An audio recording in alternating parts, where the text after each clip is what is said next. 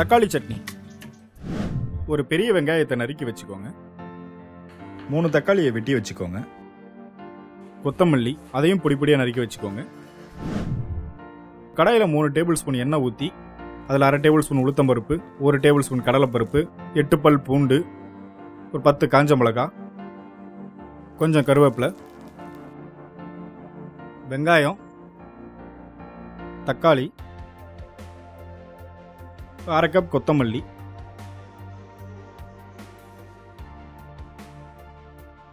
தேவையான அளவு உப்பு போட்டு வதக்கி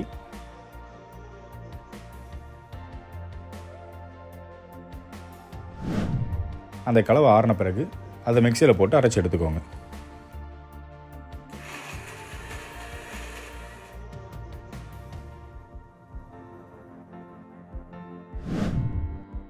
தாளிக்கிறதுக்கு ஒரு கடாயில் 3 டேபிள் ஸ்பூன் எண்ணெய் ஊற்றி அதில் 1/2 டேபிள் ஸ்பூன் கடுகு, 1 டேபிள் ஸ்பூன் உளுத்தம்பருப்பு, 2 காஞ்ச மிளகாய், கொஞ்சம் கருவேப்பிலை, அது கூட பெருங்காயத்தூள் போட்டு அந்த தாளிப்பை சட்னி மேலே ஊற்றணும். சுவையான தக்காளி சட்னி தயார்.